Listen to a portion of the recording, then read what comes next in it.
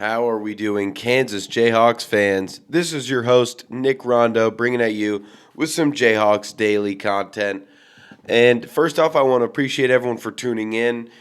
People who love KU basketball, college basketball, love my breakdowns. Please subscribe to the Jayhawks Daily videos so we can keep getting these out. Very much appreciate it.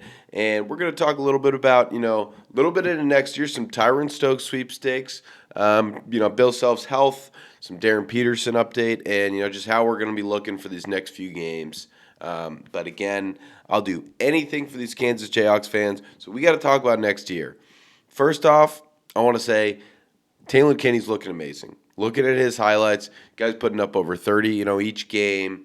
People are saying he's already, favorite to win the OTE MVP award.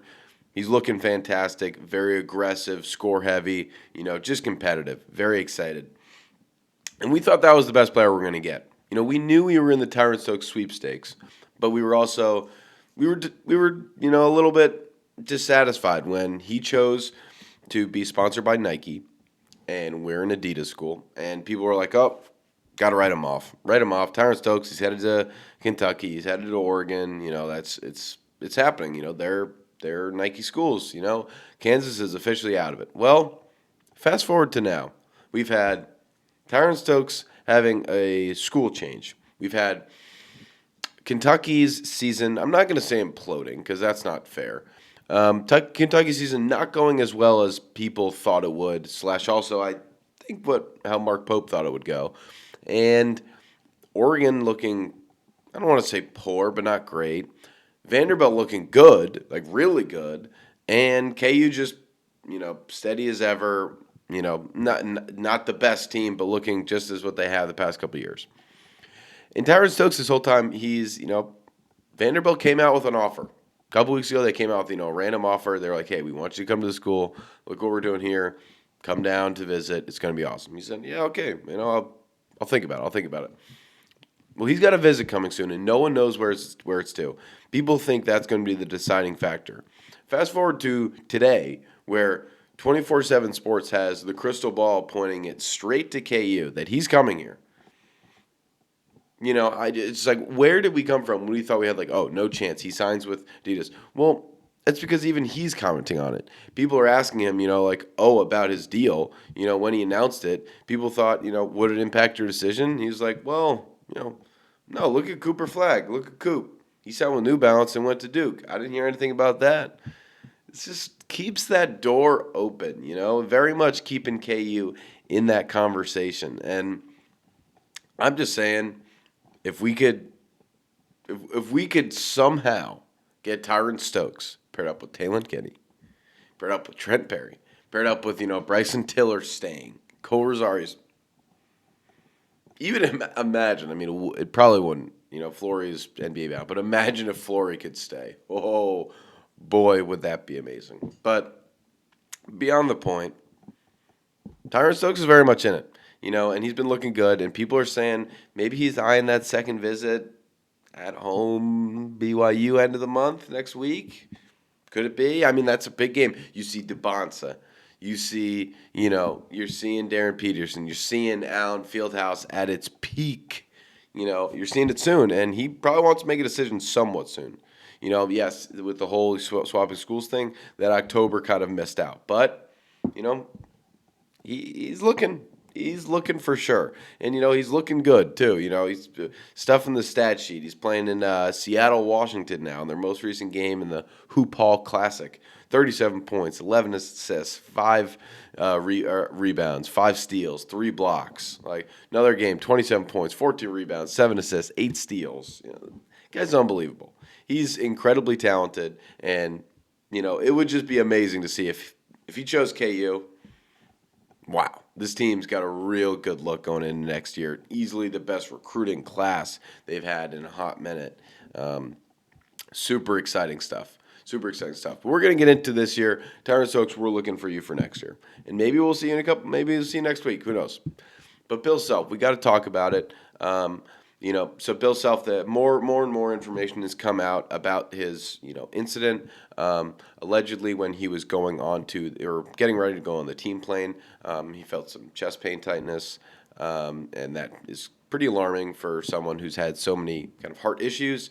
He, went to the doctor. They said, I feel okay. I feel a little bit down, like not great. They were like, you know what? There's elevation, there's flying with heart conditions or just any, kind of heart-related issues can be dangerous. Just don't fly, at least for this game. Feel better, recover. Let Jacques Vaughn take it. And he said, okay, how will I be doing going forward? Oh, you'll be fine. Just play it by day. Play it by day. How are you feeling? Well, Bill Self's already saying he's feeling fine. He's feeling much better. Just played it safe. It was just playing it safe. It's a big flight, and also, yes, the elevation gain is very real. How many times did Fran Fraschilla bring that up? Which I saw a lot of comments of people, not loving Fran Fraschilla. Maybe we got to talk about that. Are people sick of him, announcing? I don't mind him, but people say he's too KU heavy. People say he's too KU anti. I don't know. But anyways, back to Bill Self. It just seems like he's going to take his time. He's going to be coaching this Saturday at K-State. That has been very clear. But obviously concerning thing to hear about. Very concerning from a fan's point of view, from and just a human point of view. When someone's going through something like that. Hopefully he can continue to get better, and we keep getting him to coach this KU team because very exciting. Bill Self, we love Bill Self. That banner is not itself, without Bill Self. Two times. Continuing on, so we got to get to the star player this year, not potential star player next year. We're going to this year. Darryn Peterson, he did twist that ankle. We talked about it, and we talked about it very, very clearly. His game was different. He I'm not going to say he avoided the ball, but he wasn't actively pursuing, taking the ball up each time. He wasn't looking to be the top option. He was kind of more of a decoy, a side character, if you want to say that for some way. But he didn't look at his best. And news came out that doesn't look like Darryn Peterson. This is from Bill Self, that Darryn Peterson is not going to be 100% healthy for the time being. Of all the things Bill Self has said this season, I think that's probably one of the most complimentary. I don't know. He says, he's going to be away from the team indefinitely. This, that, X, Y, Z. How many more things can we hear about Darryn Peterson not going well? And I'm hearing it. The best ability is availability. He's available. He's playing the games. He's not playing all of them. Not playing all the minutes. And we know what we've got up next. K-State, yeah, tough game, good game, tough road environment. But we know exactly what we've got. And that's a week after. That's home. That's BYU. You cannot, I repeat, you cannot have a not healthy Darryn Peterson for a game against AJ DeBonsa at home. You can't. You need him. You need him to battle. You need him for the popcorn effect. You need him because people are going to be hyping this game like it is the most important college basketball game in a long time, because this is the number 1 overall pick against the number 2 overall pick. It's Big 12 Freshman of the Year. It's Naismith Player of the Year. I don't think Darryn Peterson has a shot at it realistically. I think AJ DeBonsa does, just because games played and how their team's kind of doing. This is a ranked matchup. This will probably be, if we win at K-State, probably a top 15. I don't know. I don't think, maybe we don't travel up that much. Colorado wins, not incredibly impressive. And then K-State, again, not incredibly impressive. BYU's looking very good. No matter what, it's a top 25 matchup. It's top picks. It's, the top recruits. It's fun. It's rematch. It's everything. So is he going to be completely healthy for it? Probably not. Let's be real. He's dealt with so much this year already. But we can see what he can do at almost his best. And it's pretty darn good. It is pretty darn good. Like I said, yesterday, he's only going to be the 3rd ever Big 12 player to score in 15 points in each of their first 10 games, in conference history. That's just incredible, Again, not in conference games. He haven't played 10 games, obviously, but just unbelievable how he's only going to be the 3rd player to do that. Just 15 points. That's a decent amount of points. That is a decent bit of points.